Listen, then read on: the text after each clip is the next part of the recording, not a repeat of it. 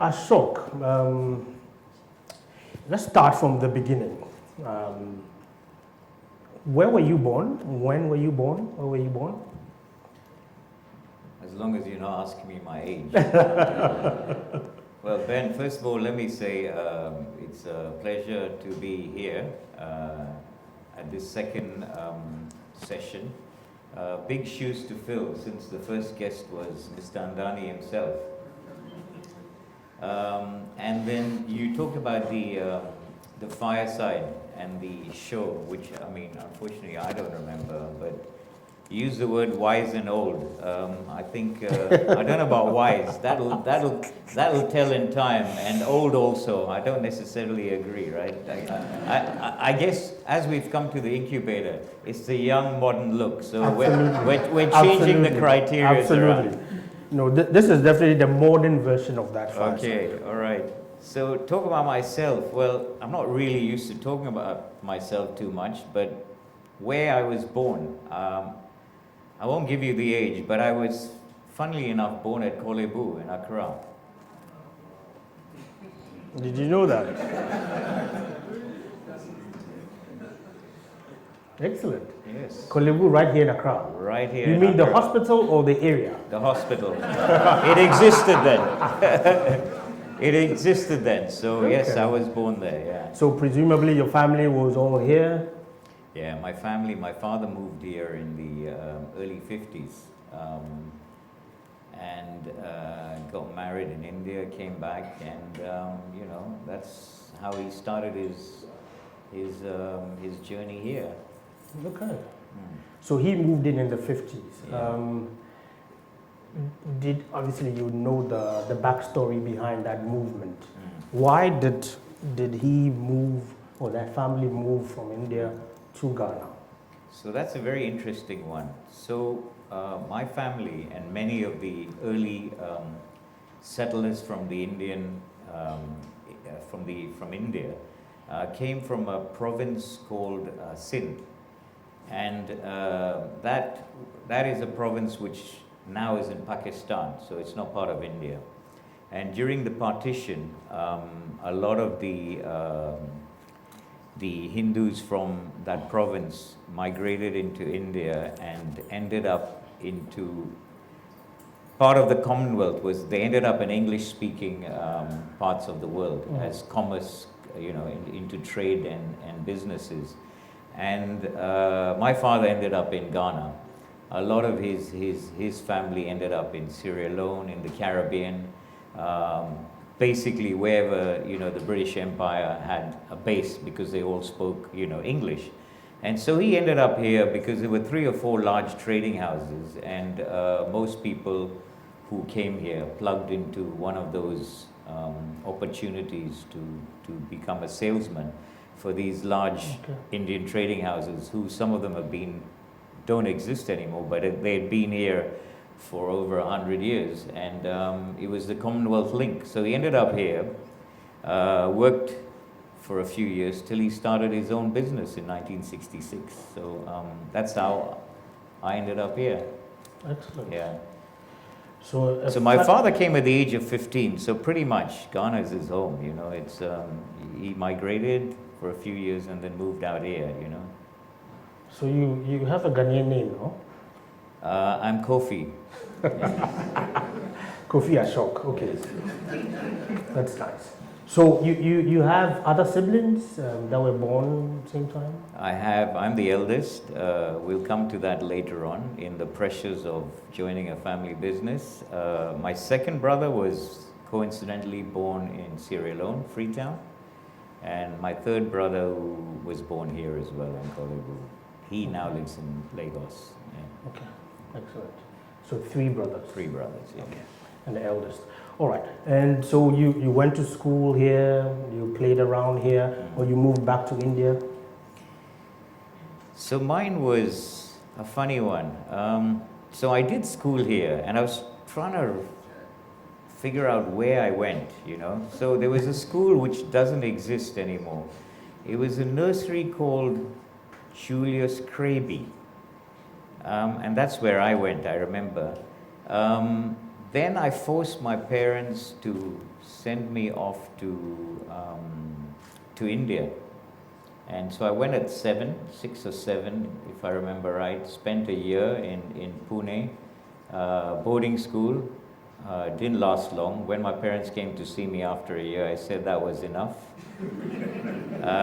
Came back here, I joined association, I don't know whether it was called International or not at that time. I did a year in association because, and then I moved to GIS for a few years. And then at the age of 10, I pushed my parents to send me to boarding school in the UK. Okay. So I guess up till 10, I did a few stints here. Okay. I'm just wondering how you managed to convince your parents at the age of 7 to ship you off. What kind of young boy were you? Well, obviously pushed my way around, right? I don't think I hold that kind of influence nowadays. It's different, right? No, I think I was more wanting to explore. So I had relatives who were moving out of Ghana and starting off a new life in school. So I piggybacked on that opportunity, cousins of my age, and that's how I ended up in India for 1 year, you know. Okay. So during your childhood, presumably your father had started building his business. So he was, middle class, wealthy. How would you describe it? My father started from scratch, and he started this business in '66. From what I remember, in my early days, things were not easy, and till he built it up. And one of the regrets is his time being spent, nurturing us, because he was always busy at the office or the factories. And it was my mother who sort of had the bigger influence on us when we were growing up. So no, it was a greenfield start without anything. And obviously in his history, he had a few ups and downs where he had to restart again. So we started off with a very basic background, Okay, that makes sense. Do you recall any childhood sort of challenges, either in school or with family or your neighborhood? Any challenges you care to share? I think the world was simpler then, right? I wouldn't say any challenges. The challenges was obviously the financial status starting off then, right? I think what made life easier was it was a free and easy area where we all hung around with diverse people and just made the most of life,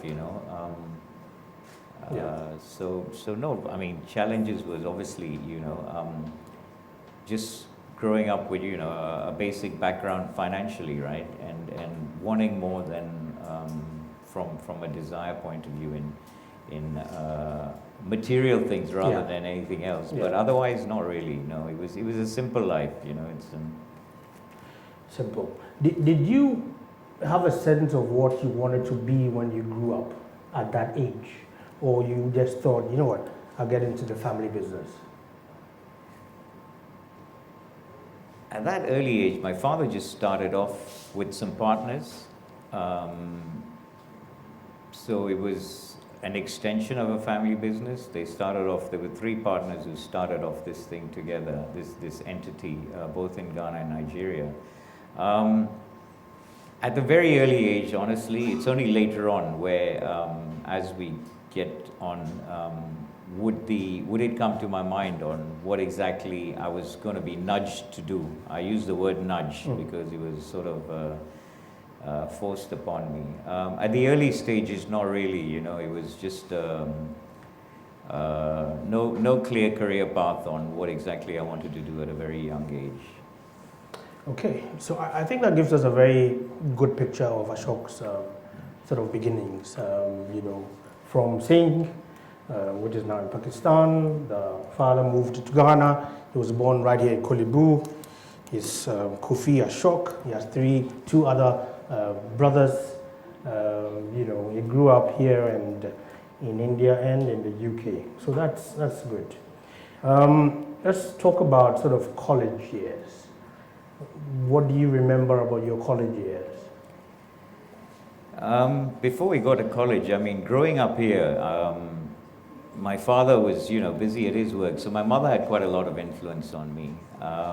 She, in those days, was driving us. I mean, not many ladies drove in those that era in the late 60s, early 70s. And so I think she was the influence in pushing me here. While I was here, it was very competitive, winning prizes and trying to get into the top of my class, and even when I moved on into my early days in boarding school, till you reach that teen years, it was competitive. I was competitive, in all the subjects. So she had a big influence on me. I pushed to go to boarding school because I think I needed more exposure. I knew a few friends who had gone overseas, and looking back at it now, it's probably something my father couldn't afford, but agreed to do it. And so it was, it was a good exposure because I got involved in everything, coming from not having that exposure to, say, for example, music lessons. I did 3 or 4 instruments until, a certain age when you hang around with a crowd where it's not necessarily cool to be spending your time in the music room, right? It was more on the sports field. So, I mean, it was a fantastic time. I tried 3 or 4 different instruments. I did the choir. I was in a band. I did sports, played rugby for various parts of my school team. So the exposure was fantastic. And no regrets in going out there, because perhaps at that stage, in that era, we wouldn't have had that exposure I did at that time. Of course, things have changed now here in Ghana. Oh, excellent. So which instruments did you play and what kind of music? I like jazz. I started off with the clarinet, and I played the trombone.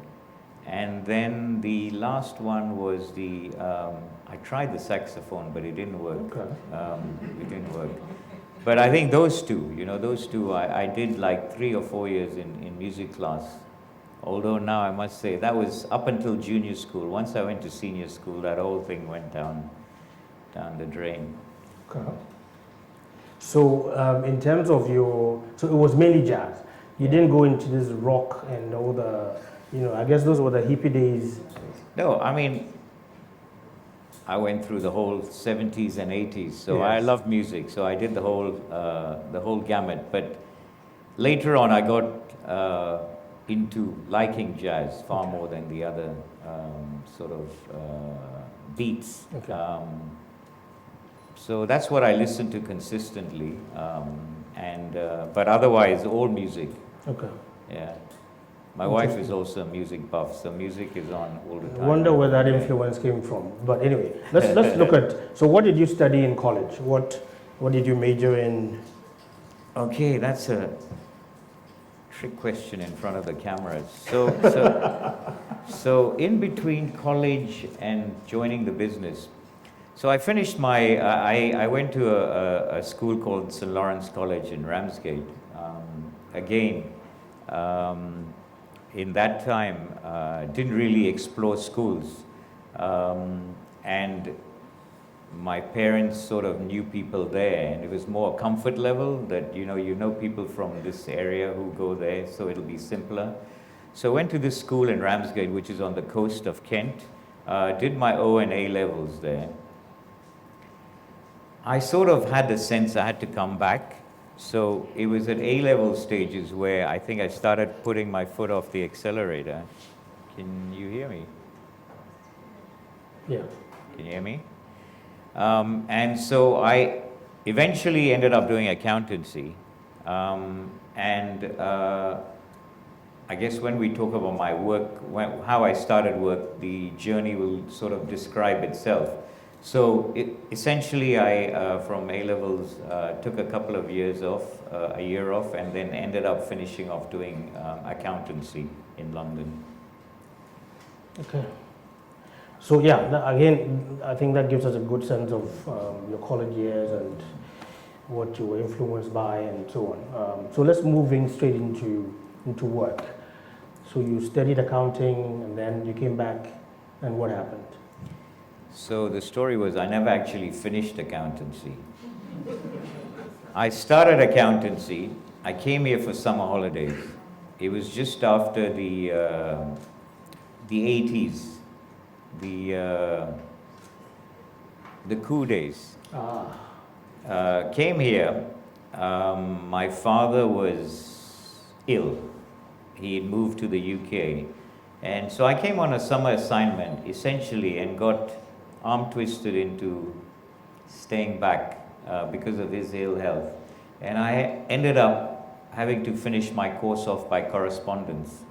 So in those days, it wasn't on the internet because it didn't exist. We had to do these papers which were mailed to us from the UK.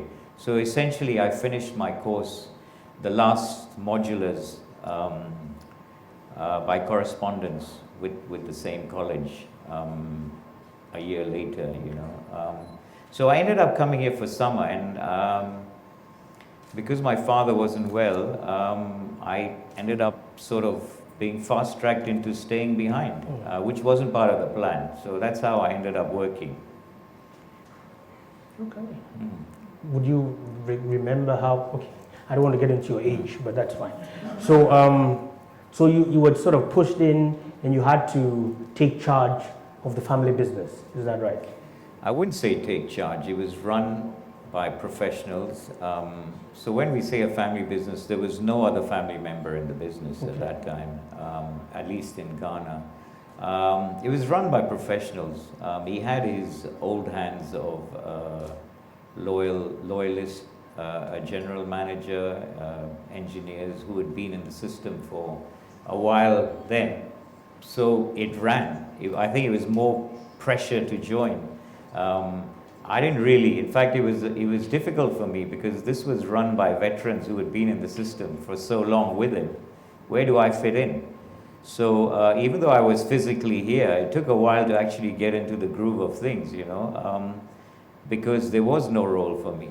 Every department was taken, but it was more the moral obligation of joining when you knew, you know, the founder was ill and we didn't know how long he was going to be away. In the end, it happened to be a year.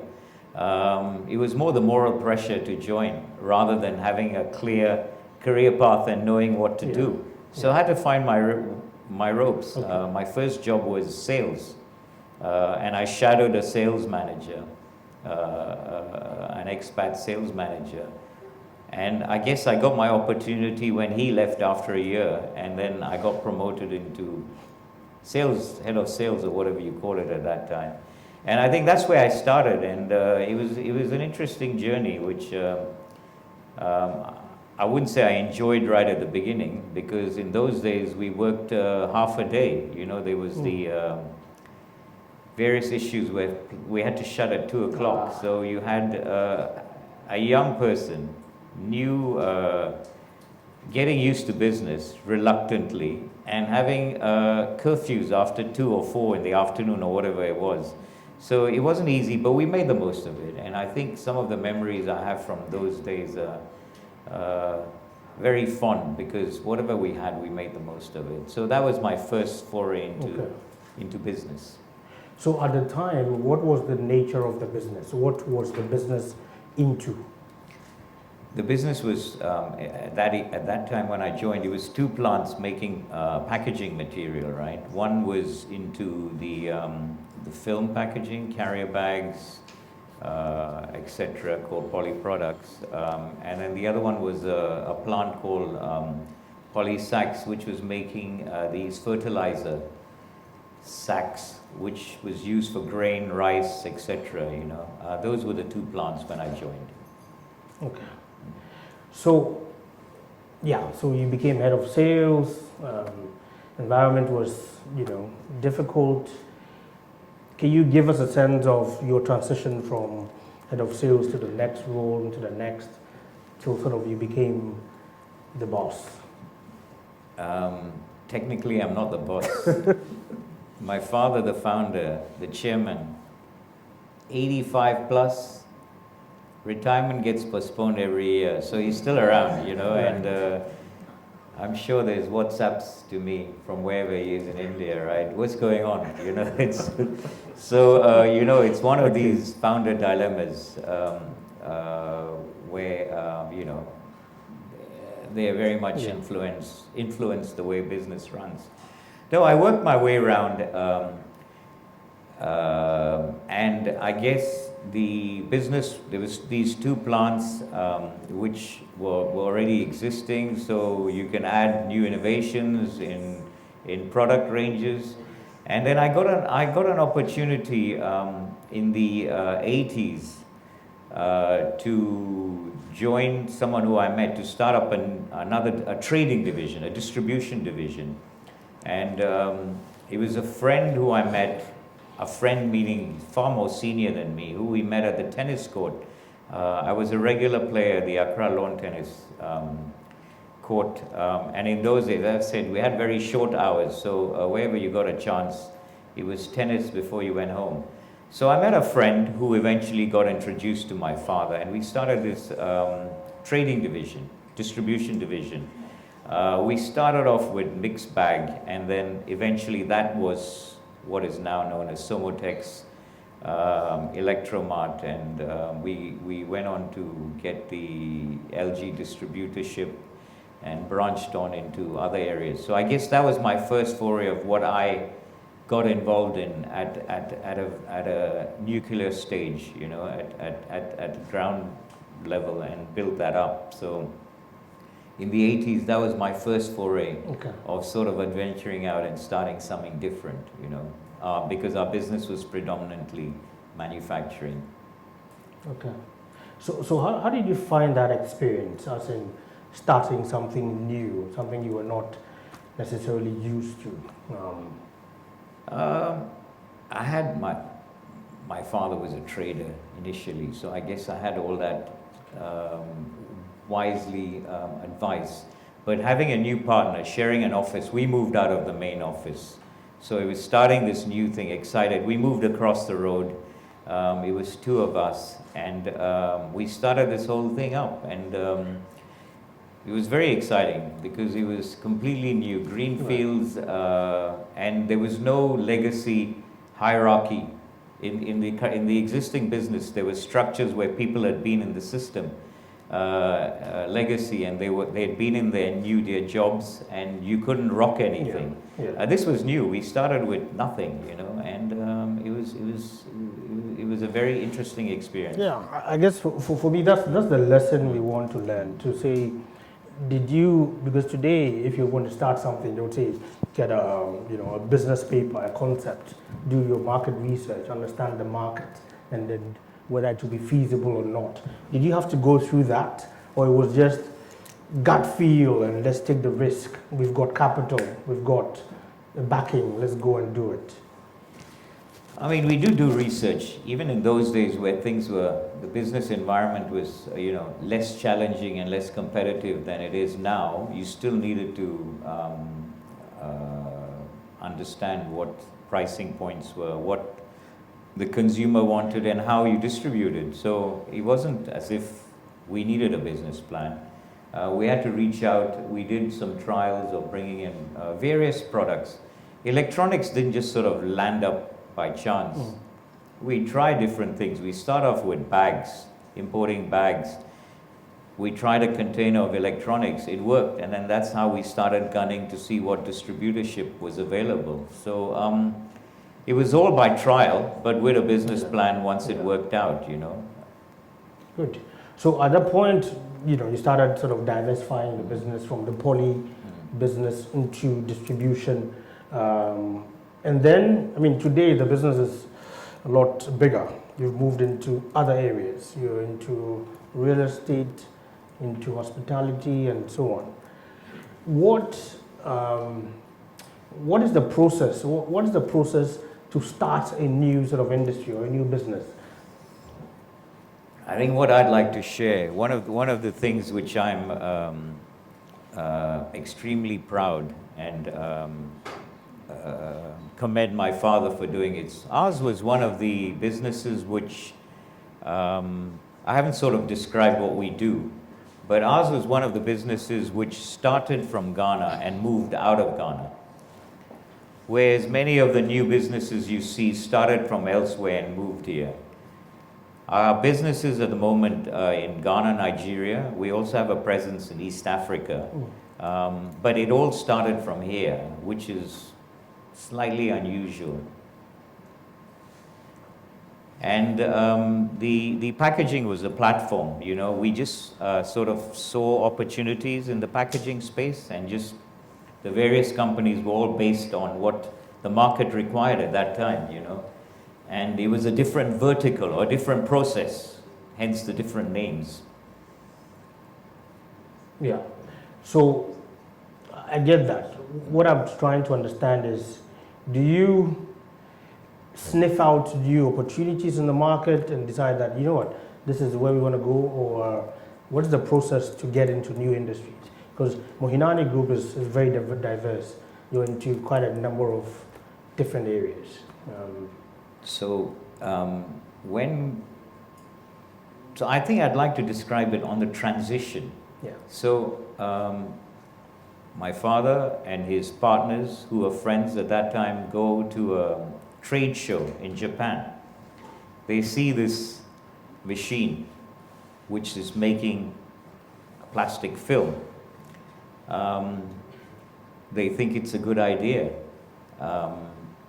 And they use the back of food being sold on streets unhygienically, predominantly bread, etc. In those days, early 60s, vegetables, etc. were just sold, and bread was just sold on the street. So they saw this concept and brought it into both Ghana and Nigeria. So these were the first two plants in Ghana and Nigeria, the early plants in West, if not probably the first plant in packaging in both Ghana and Nigeria, with his partners. And the idea was trying to influence the low-hanging fruit, bread packaging. So they ended up giving these free bags to the bakers until it became a habit and hygiene caught in that you needed to pack your bread in bags, right? So that's how the whole concept went. Today, we're not in that segment. Today, the word plastic has its own issues. We've moved up the chain where one, it has to be sustainable. Two, we moved up the value chain where we work at the back of the multinationals. So we provide a full solution. You pick, there's no brand on these bottles, so you pick the caps. The caps are made in one plant. The bottle is made in the other plant. There's a preform which is used to make the bottles. That's also made by us. The labels will be made in another plant. The shrink film which it's packed in is made in one plant. Some of the products prefer to pack in cartons, paper cartons. So that's also one of the solutions we provide. And what we go at the back of the sort of food and beverage and consumer goods multinationals as well as local clients and work a full solution, although they're made in different plants. And so we like to see we're the one-stop shop packaging solution provider to the food and beverage and other segments. And that's where we've moved up the value chain. Of course, anything we do has to have a sustainable angle. So we started off in introducing a commodity into the system, making it a habit, and then moving on up the value chain. Okay. Makes sense. Yeah. So just quickly on the whole plastic conversation, I mean, it's topical now about single-use plastics and all the issues of recycling.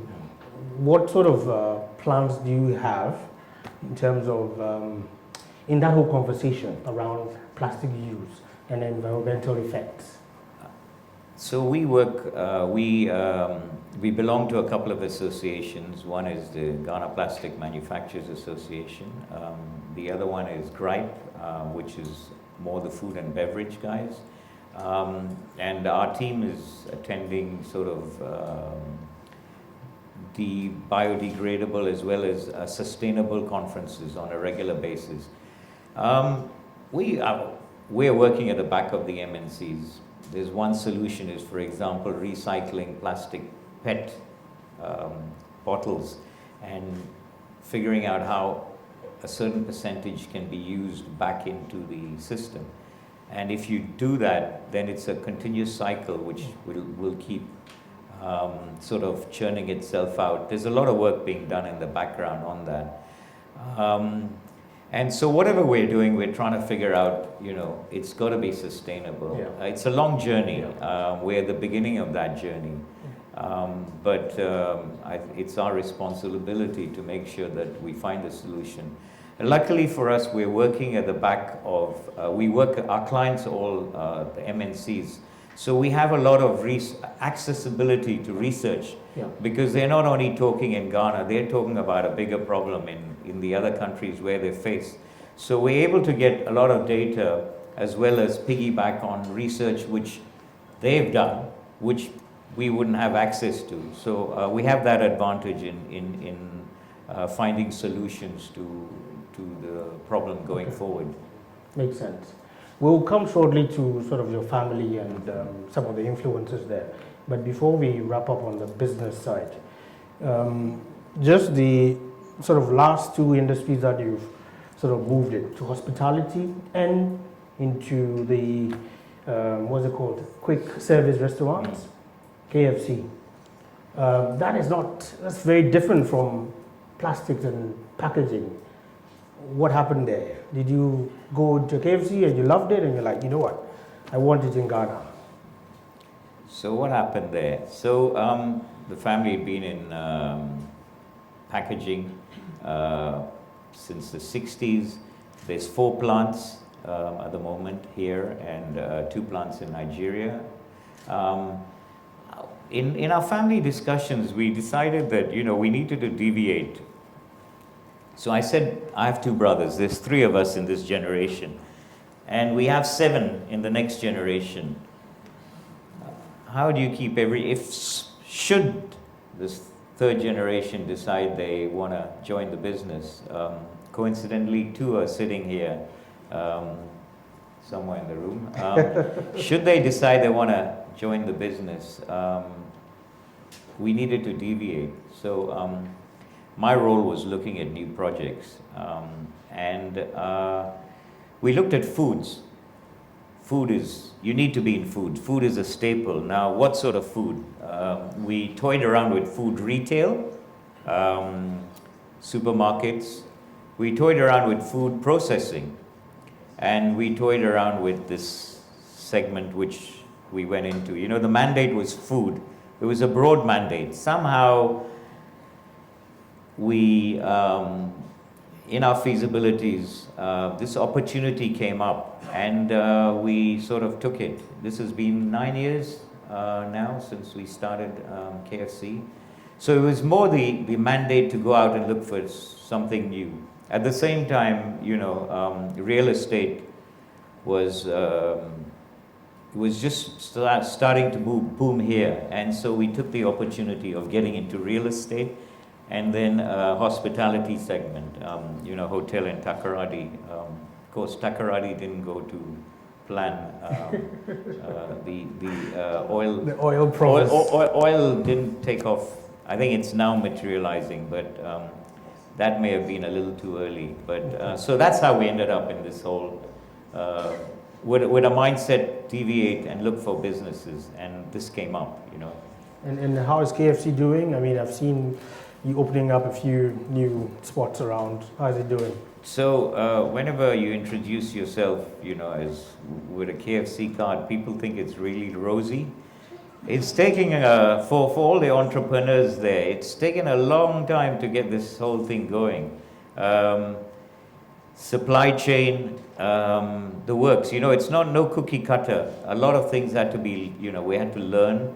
Even though you've got a franchisee, it's when you're this part of the world, KFC is big in Africa, predominantly in the southern Africa section.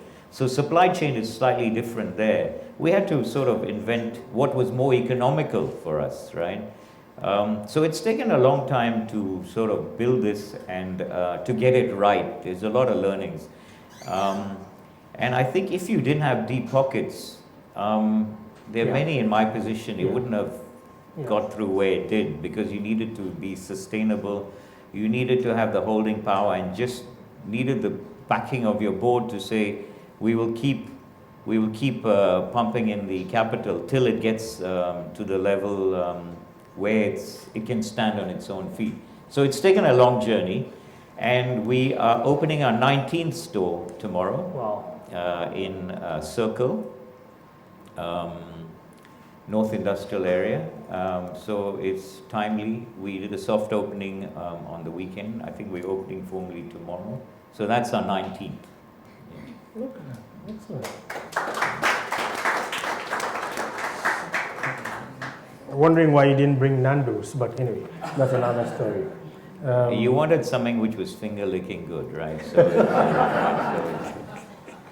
but it's chicken. We love it. Yes. Thank you. I hope you're following the whole KFC proposal challenge happening in South Africa. Yes. Hoping someone will be brave enough to propose on KFC. Anyway, so let's. So now you have this very broad range of businesses. Just a quick one. Which one would you say is like, the cash cow? Which one makes the money? Is anyone from GRA here? No, you know what? The interesting thing about being in a diverse basket, it's rare to have everything fly on full cylinders. So every year you have two which are down, two which need, one which needs electric shock, and two which are doing well. That's the beauty of being in a full basket. It's rare where you have everything running fully. There's always something which, a certain segment, I wouldn't say something, a certain segment which isn't doing well because of whatever reasons. So it's rare to get it all running on full cylinders. And I guess one of the sustainability aspects of running, a business which continues is, it's because it's so diverse, you're able to absorb shocks, because you won't get a shock in all of it at the same time. There'll be one which fares better than the others. And I think that's the beauty of having a diverse stable. Absolutely. So just sort of picking up on that and looking at some challenges and lessons you've learned, have you had a business that has failed completely or, didn't quite get off the table? We would have had units which we've shut in the past. There's certain ventures we would have got into which didn't go to plan. For me, one of the things, brave decisions was making was, one of the other adventures was starting off a business in Nigeria when we split up with our partners. And that was again my second sort of foray in starting something new. And during an era where Nigeria, nothing was happening, this was before we went into industry, it was a brave call to say, you can't, what's happening there? The business is so minuscule, we had to size it down. It doesn't warrant a family member being there. And I had to take a call of moving back here because commercially it made more sense than just run it at a skeleton level with professionals, because it wouldn't warrant my time. That was a brave move. And then it took 5 years till Nigeria sort of went through an investment boom before we went back in there and invested into the industry section. So that was an era where we had to sort of downsize for a few years. Closing businesses, I'm sure in the past things would have come and gone, but nothing which is sort of embodied in my sort of mind at the forefront, Okay. So good. Now we've got that story. We will move into sort of your family life and so on. So seeing that you're running this very wide range of interests and experiences, how do you balance that with your family life? Well, the time I needed to balance it, I didn't balance it. You know, when the kids were growing up. Maybe one of my regrets, but right now I think it works well. I work out every morning, or at least 4 times a week, even if it's a 20-minute session. I have a coach who comes home, so he rings my doorbell, which means I have to get out of bed. I enjoy watching football, swim a bit on the weekend. So, I mean, I do make time. I think when the kids were growing up, and they also followed my footsteps and were sent to boarding school at an early age, I only did what was necessary, which was the 3 holidays when they came back or whatever. I didn't make time for sports days and all the other stuff because it wasn't possible, you know. So I think I've got the balance later on in life.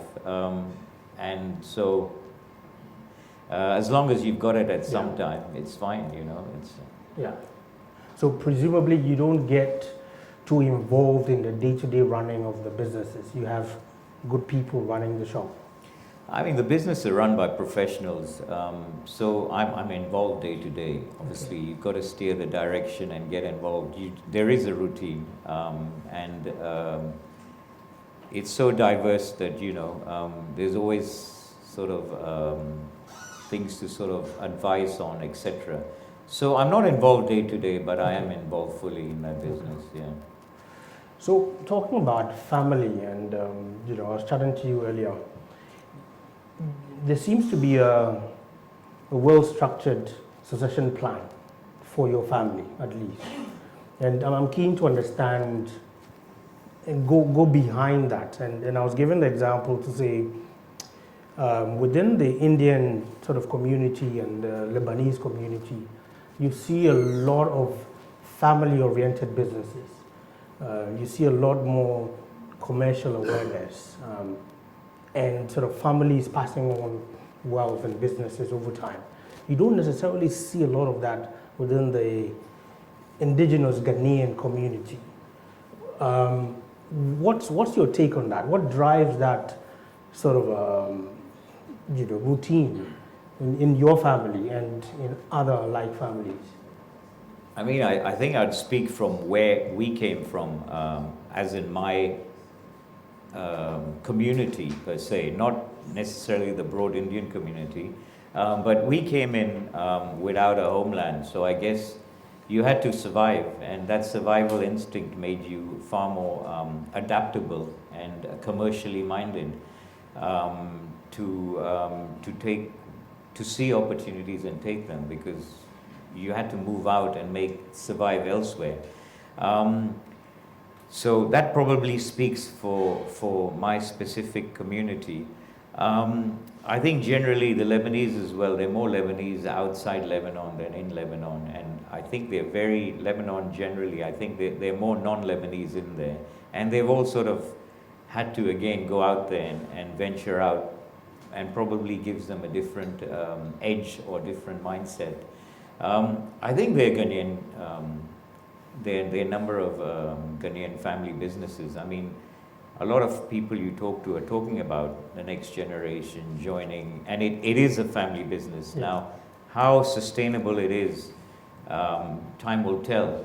As far as my family goes, we spend a lot of time educating ourselves on rules and regulations on family businesses, and in trying to set the right tone and get the right resources to educate you on what their family businesses, I mean, in the States, which have been there for hundreds of years, right? 10th, 11th, 12th generation. So there are examples out there. I think it's just setting the right rules and getting the right mindset and training consistently. So it is possible, and I think it's an education process and a will to do it, because if you get too emotional to it and you don't set the right rules, then you have second, third generation tripping over each other, yeah. Right? And that's where the trouble starts, right? So we try and consistently educate ourselves, belong to various family business networks, and share and learn from, examples elsewhere. And hopefully we are setting the right platform for sustainable few generations to come. Excellent. I think that's a good nugget, the whole educational thing. And I see your boys are here, and they obviously, are they looking to enter the family business, or I shouldn't get there? I wouldn't want to ask them that, right? It's, anyway, no, I mean, it's good. Well done. So we sort of move into the leadership conversation. What type of leader would you say you are? How would you describe leadership? It's a difficult one. I follow a few principles. I think for me, a big influencer was my father, because he thought at that time, you didn't necessarily agree with him, but in hindsight, you looked at the sort of seeds he sowed. One was making sure your reputation was intact as a business person. Mm-hmm. Two was making sure you don't over leverage, you borrow within your means. And three, keep an eye on the accounts, especially your debtors, on a day-to-day basis. I mean, those sort of rare basic principles influenced me in my thought process. For me, I would have my principles and values. My people are key, and core principles of the group. That would be the platform I use, and I believe in empowering my people, give them the space to run, and just guide them. I'm not one who sort of tries to micromanage. I believe you hire people and they're there to do the job. You just guide them, encourage them, pat them on the back when they need it, or when they deserve it rather, and just give them the space to run. That's the way I work. That's excellent. We've spoken about some of the challenges, but I would have asked you, in sort of your leadership or managing people, what have been some of the challenges you've had, that you faced along the way? One, adjusting. So we've been here I've been in the business since '80s. You can see the business environment has changed so much. It's adapting to the business environment. When you've got a rough patch, how do you downsize and yet manage it civilly and survive? Those are challenges we've had.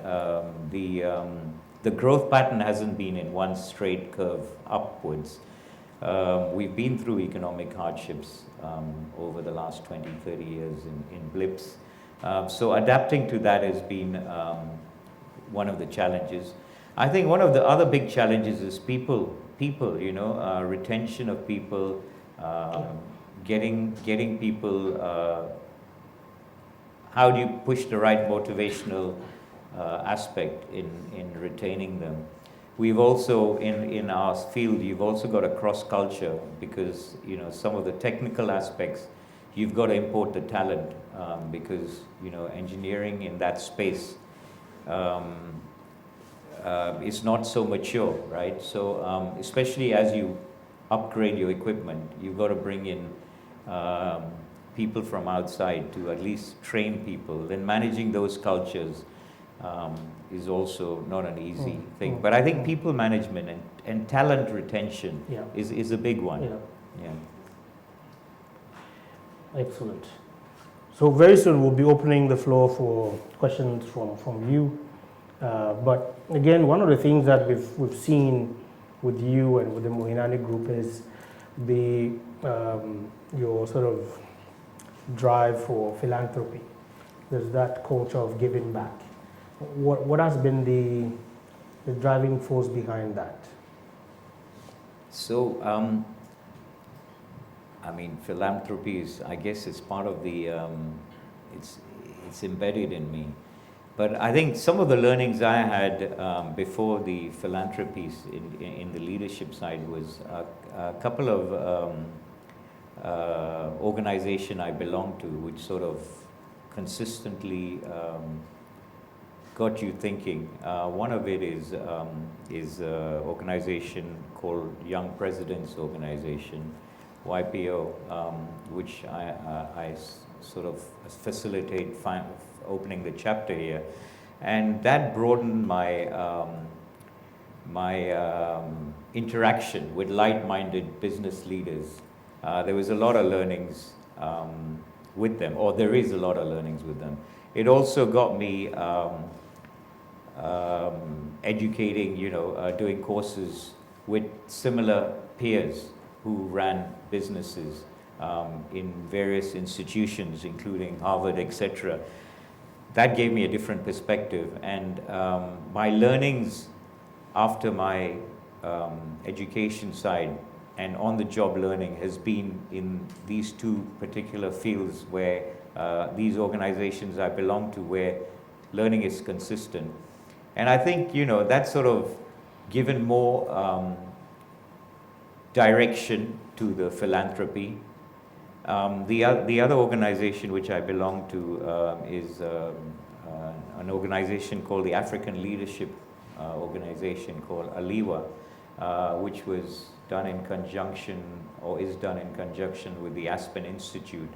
And that sort of, you deliberate about, doing good in society, and, various aspects on how you can make a difference. I think that speared my head into trying to do it in a more organized aspect. But growing up, even with, and at an early age, the charity side started then, with my parents, whether it was giving to orphanages, etc. So we've been brought up with that. Yeah. I think for us right now, I mean, it's more like the environmental space is big because of the being in the packaging side. So finding solutions there, that's a big one. The sanitation side is big. One of the companies in our portfolio is Polytanks, and you find that water. There's many communities don't have water, and that's you assume that it's part of in today's society. It's a necessity. So we spend time on the sanitation side to facilitate water supplies in rural area where they have to walk many miles to get water. So that's another theme. Education's been a theme for me. Scholarships, working on on post. I work on one of the post endowment fund for the College of Health Science. Also raising funds for them in trying to get scholarships for doctors who need to finish their medical education. Yeah. That's one aspect. But from our side, it's education. We built a couple of school blocks in areas which needed help. So that's another theme. And the other area which I'm really excited about is on the KFC side.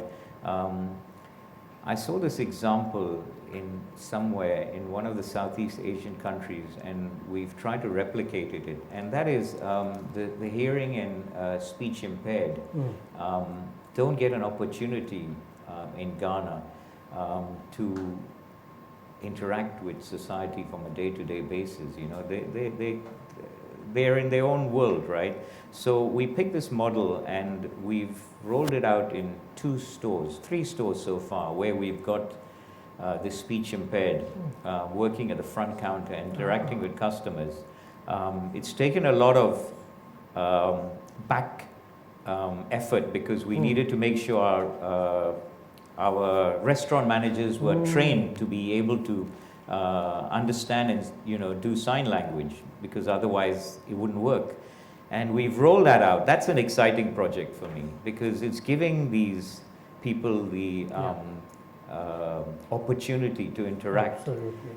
I had a complaint from one of my friends who went in, and he sent me a note, and he goes, "You know what? The best customer service I had is from one of these special people on your front counter in Osu, because she serves you." He goes, first he didn't understand, and then when he figured out you know, what it was all about. The smile she gave and the service he got, you know, it's just so much enthusiasm. So that's something I'm excited about rolling in 2020. A few more stores in giving opportunity to these opportunities. And that's another side of what we're trying to do in building up where we can. Excellent. That's inspiring. Please, oh, yeah, clap is not.